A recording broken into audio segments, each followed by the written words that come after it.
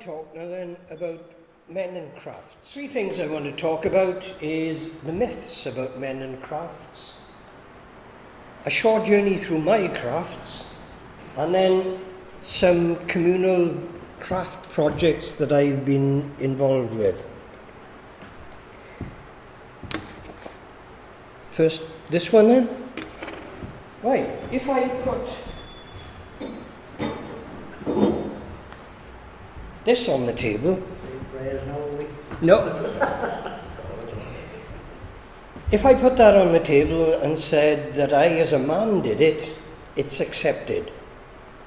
Because everybody assumes that to mould metal requires strength. The only skill I had to master when doing this was actually standing on one leg.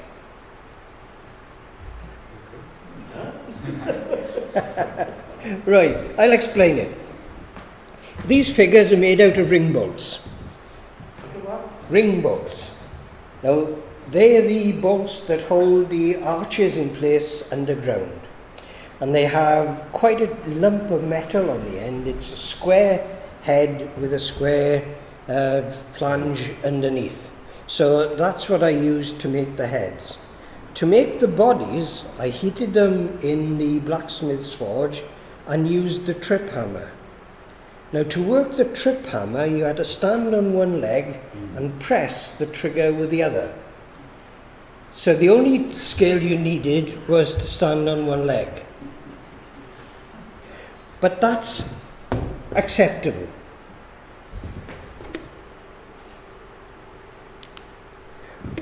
What isn't acceptable is if I was to put this onto the table and say that a man did it, then you get funny looks. Which is strange, really, when you consider that both men and women both have the skills to carry it out. The idea that men do heavy crafts and women do light crafts is a relatively modern one. It was only with the invention of the upper classes that women had time on their hands and needed something to do. The other thing, of course, they needed to do was to show that they were marriageable, in that they were skillful at doing something. So therefore, that's when the skills came in with women. Prior to that, if you was a crafts person and you made your money out of your crafts, the whole family was involved. If you produced cloth, your wife would spin it and the man would work the loom, only because that required strength, not because they were cleverer. There was a craft in knitting stockings before we had machines to do it. And I've seen photographs of the men, the women and the children knitting to be able to do it. Sometimes on, what's the Antiques Roadshow? Somebody comes up with this gadget and they can't understand what it is, because it's got a handle, a T-piece and a hole in it. And it's for a knitting needle. They could tuck it under their arm and they would knit one-handed while they were doing something else. Right? So it isn't a brand new scheme. This is a photograph of soldiers during the First World War. Of course, in those days, they didn't throw you out of hospital at the drop of a hat. They kept you there, and they kept you there for ages. And therefore, to pass time, the soldiers would be taught to knit. Funny thing, a friend of mine did a survey with modern soldiers, and they reckon no way would they knit. But there we are, they do it. I've known of miners in this valley that after having an accident underground, they would be taught to knit. Most of you, I'm sure, we're of an age who can remember TB and polio. And again, if you was a long time in hospital, you were taught to knit. But it isn't in the past. This is a modern scheme. This is a scheme in America where people go into prisons to teach prisoners how to knit. Hard men, rough men, robbers, murderers are taught how to knit. I mean, the sentences in America, it tickles me. There was somebody on television last week who was sentenced to a life in prison plus 29 years. Right? So I don't know, are they going to keep him in prison after they die? But okay. But the whole thing is, this helps to pass time. And that's what it goes. Again, men and crafts isn't new. The oldest named men in history are found in Exodus in the Bible. And they are Bezalel and Aholiab. They are the people who created the Ark of the Covenant and made the curtains to cover it. But you can see down there, as well as everything else, they are embroiderers. Quietly, things are changing.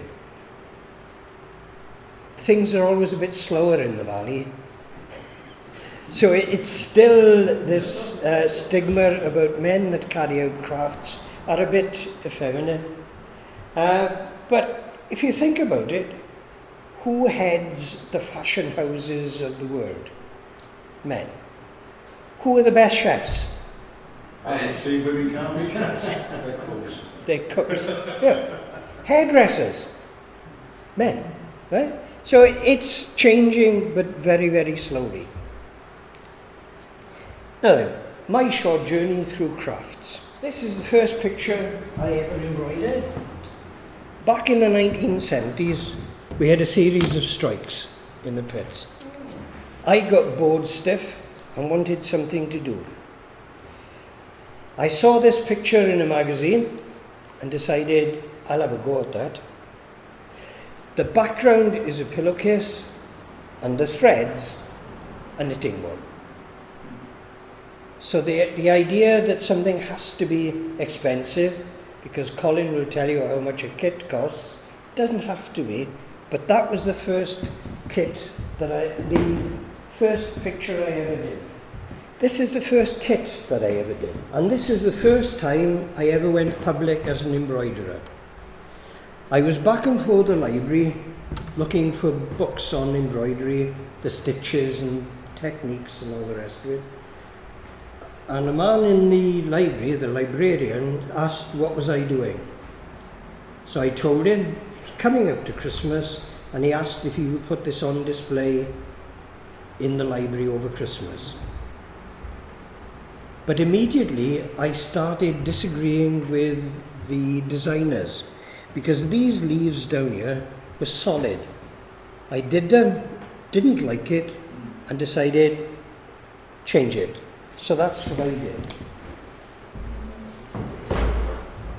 After several kits, I then decided to go the whole hog and decide to design one myself. And I did this one. Now, this I had from a postcard, a Christmas card. And I decided that I would embroider it. But I needed help. I didn't know how to pad the breast of the robin. So that's when I went to night school to learn how to, the different techniques in embroidery.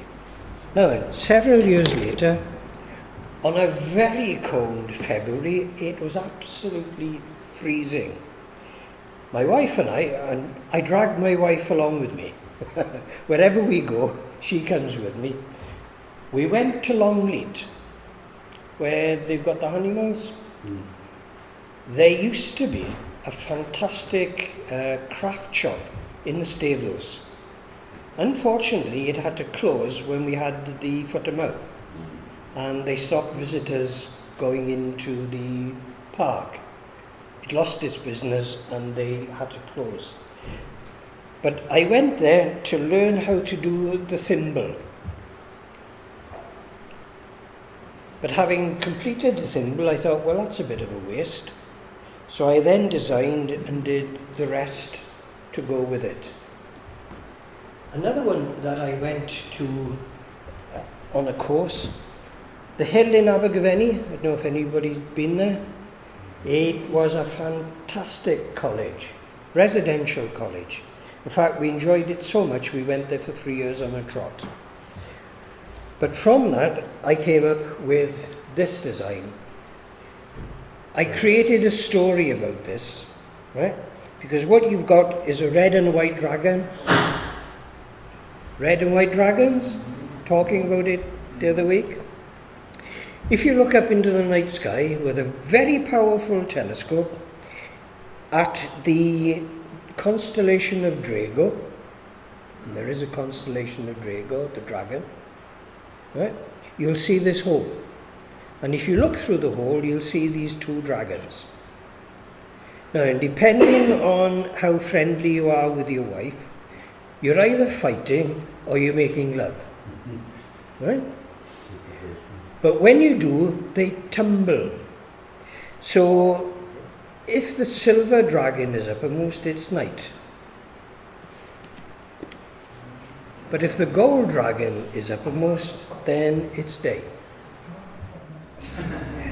Right, then 2 years ago, I wanted to go to a stage further. I've always thought that the top of the embroidery tree are the Japanese. So Christine and I went on a course in Bournemouth for a week to learn the Japanese embroidery techniques. So it's got a silk background now. It's the opposite to the one I started with. Yeah. You've got silk threads, but you have to make the embroidery threads yourself. All you get is a flat ribbon of silk with 16 threads in it, thinner than a human hair, and then you have to combine them to create the picture that goes with it. So this is the technique I'm using at the moment because I love it. I really do enjoy it. Going back in time a bit now then, this is our daughter Suzanne. I've got to get the year right, that's what I'm looking up.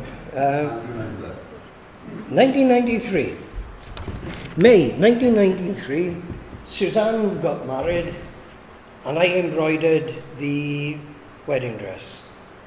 The design on the sleeves, it was also on the bodice, and she had a gold train to go with it. And how was that taken then? It wasn't that long, that comes up quite quickly. The design is in fact Suzanne and Guy Thomas, and then reversed. Right. Right? If you can remember Vision on television, it looked like a frog, but in fact it was Vision on reversed. Now the next one isn't a picture of my embroidery, but it's a very important night, because 18 weeks later Maria got married. Now she came in with a picture out of the Daily Mirror and said, the panel on the front of that's what I want. So I did the panel, and you can see it there, cutting it out. I'm cutting it out because the dressmaker, the lady on the left, refused to cut it. Can I say blame? She said, if you think I'm cutting that, you've got another thing coming.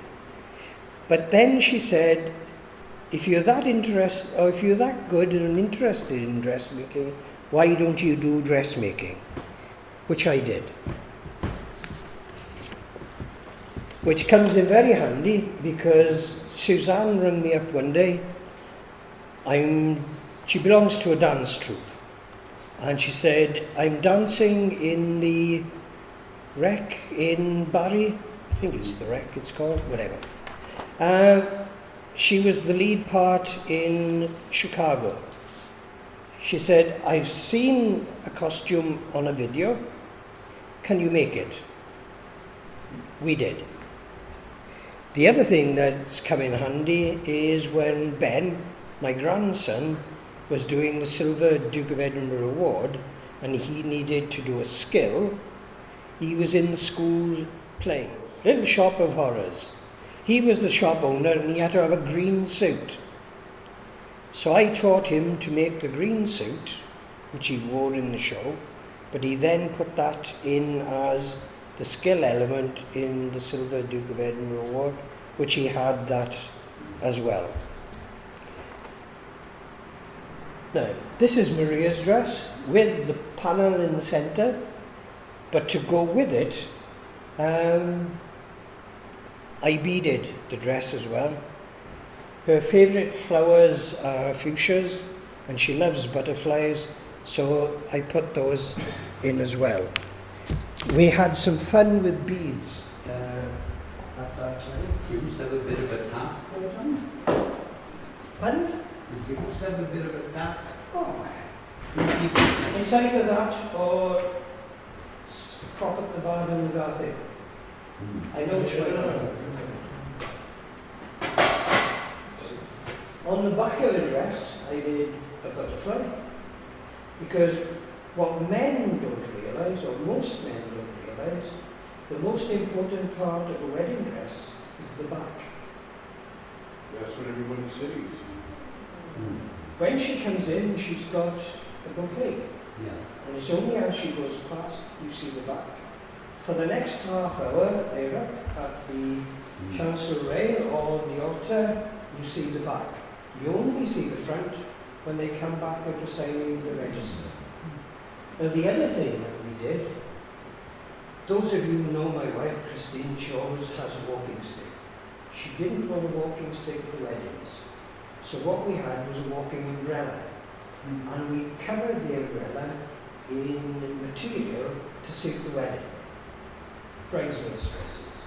But then put a flounce on the top and we put some beads on the top of it as well.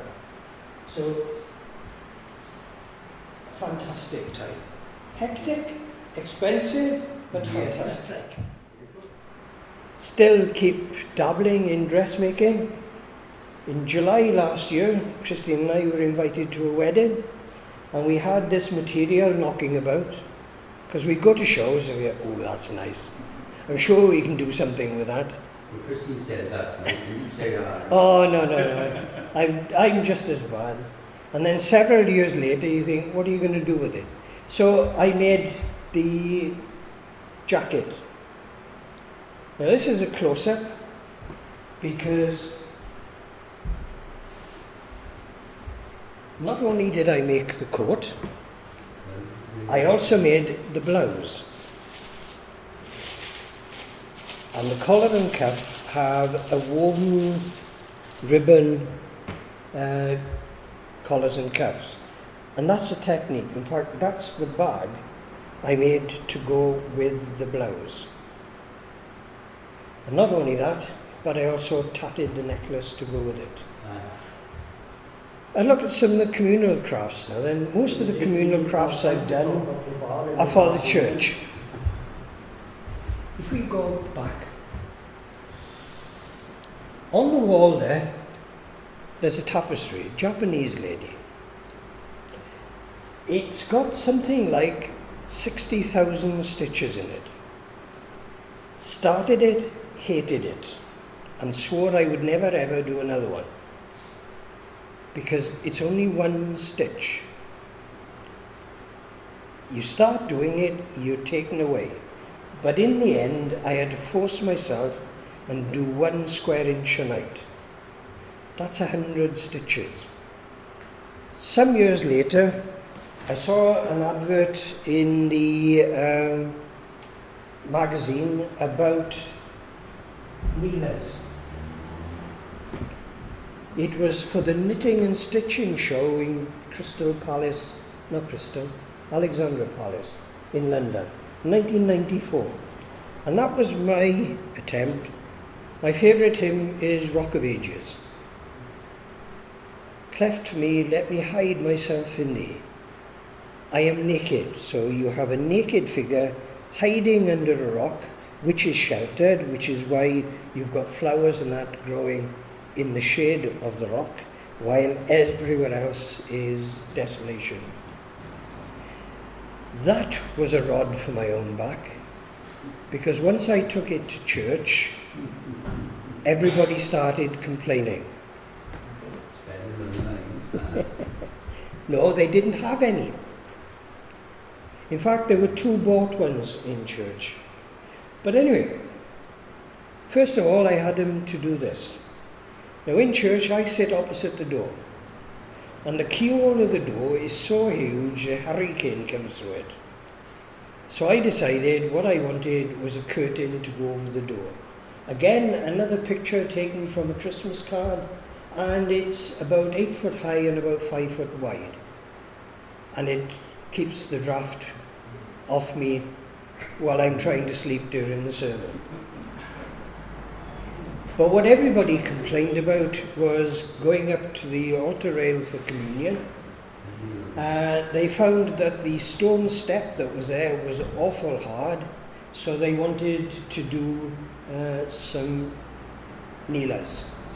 The one in the centre is 3 feet wide, the others are about 8 feet wide, and all the designs come off the windows. We're not a rich church, we're not like St. Michael's, got very little stained glass, but what we have got is painted windows. And these are all designs on Mary, since the church is St. Mary's.